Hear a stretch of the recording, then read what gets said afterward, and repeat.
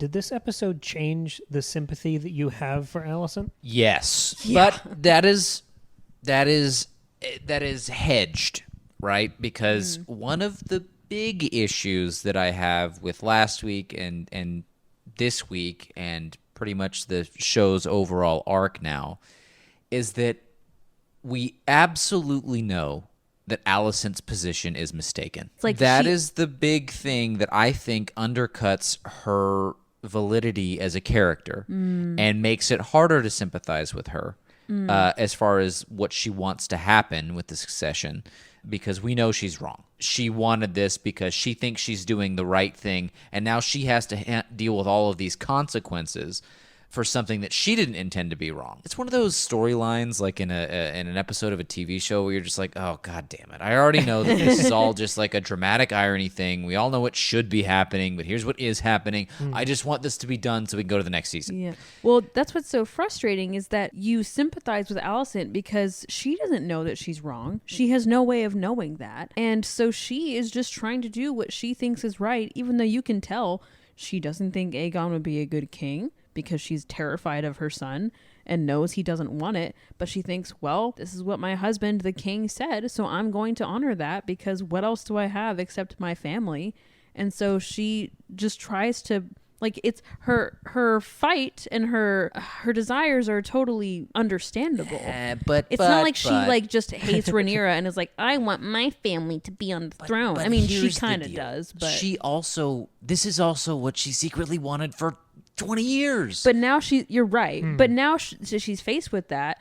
She sees all these people around her at the Green Council being like, oh yeah, we've been planning for this and we're going to kill Rhaenyra. What does and she was literally like, what? everyone do? What does literally everyone goes, no way. Even Otto was like, you're joking, right? Even Aegon was like, there's no way father changed his mind. He didn't even know me. Yeah. Everybody who had any sort of wherewithal in the situation, and we saw it voiced like 4 or 5 times throughout the episode, even on people to whom it benefited for him to have said that. Yeah. They were like, Are you sure? Yeah, but and like she she just thinks doubled she's sure. down on it. Yes, that's what she's heard. Everybody who knows him knows that that's out of character for him to have said. They all know that it's wild that he would ever have said that. She did But very easily accept she that. doesn't question it, right? She Yeah. knows that he's on Milk of the Poppy. She knows he's like ailing. She knows he had a Literally crazy dying. night. Yeah. Exactly. She's also complicit allowing that to happen. She could have just sat on that and been done with it. It looked like she was a little freed by the end of that dinner because she was like, Rhaenyra, I think you'll make a great queen. She didn't have to worry about it anymore. Yeah. But now she's like, wait a minute. I have to think about this again. Yeah, she was because she had the opportunity. So I don't know. It's tough. I have more sympathy for her than I did in the previous episode. Yeah, I mean this is why I like Allison. It's because she's really complicated and she's really hard to parse out. I mean, I still like Rhaenyra more. Yeah, and I sympathize with her more. But Allison she's not even a villain or a foe or she's just another character, and I find her really, really interesting. Our audience is a little less divided on Allison. I asked, do you have sympathy for the Greens, and how was that sympathy affected by this episode?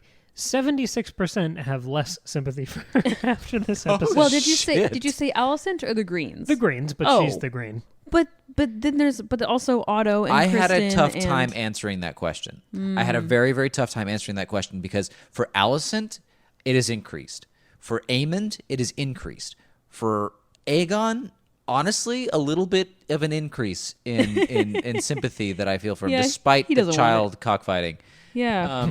But then you've got Otto and then the other council members, Kristen, and Kristen, killing people just cause on a whim. Because he had an outburst. Yeah, he was a little upset. Yeah. He was like, sit down, old man.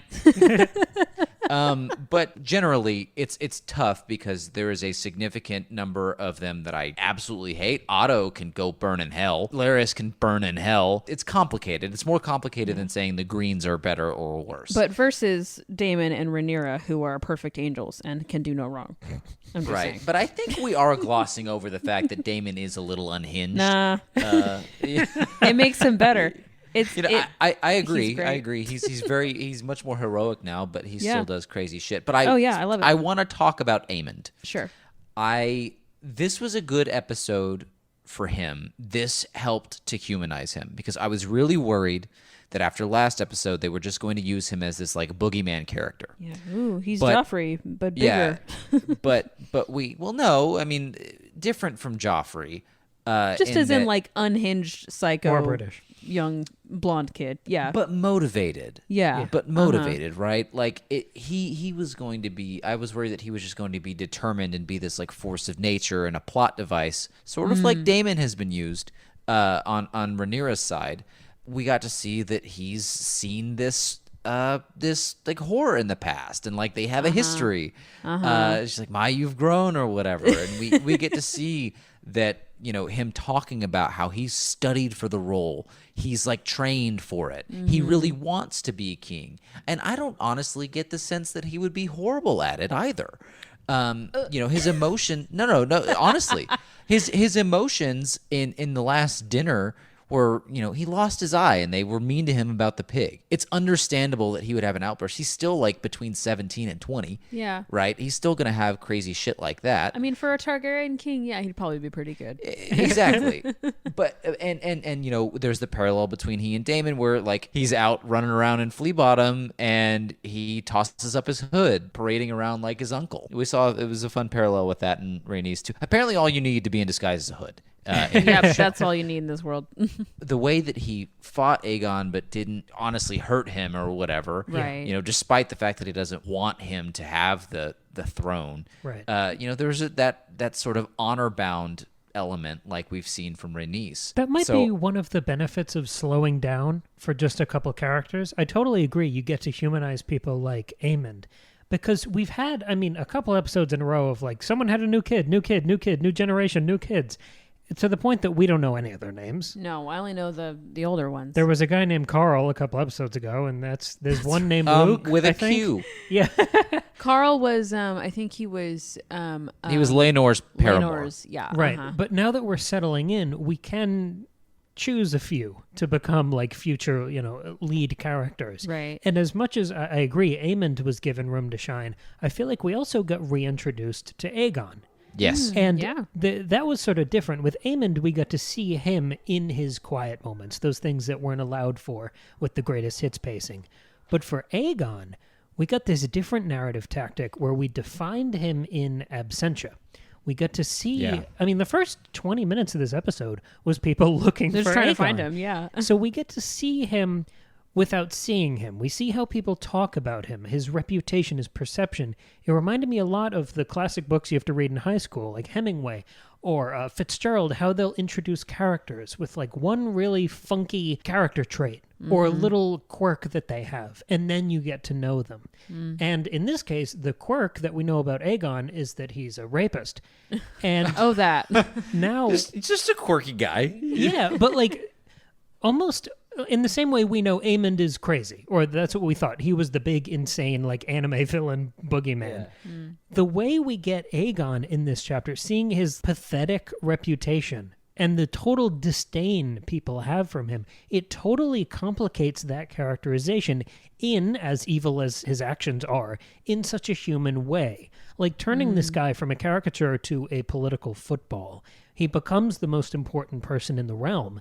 I loved that we got to see his disconnection from reality as he became so tethered to our future. It made me, I mean, I still hate him. I still hate Aemond. Yeah. But I loved seeing so much more of these characters. I feel like I know the cast now. Yes. And we can settle into the current crop. Yeah, y'all are both onto something. Like, because at first, the Alicent's two older boys were just, they're the psychos. Like, they're just evil little Targaryen crazy babies.